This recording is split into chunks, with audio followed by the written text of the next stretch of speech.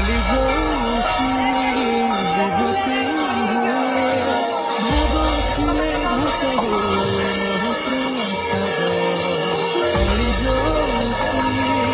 टंक तोड़ाई पवନରେ ଭାସି ଆସେ ଗୀତ ଗୋବିନ୍ଦ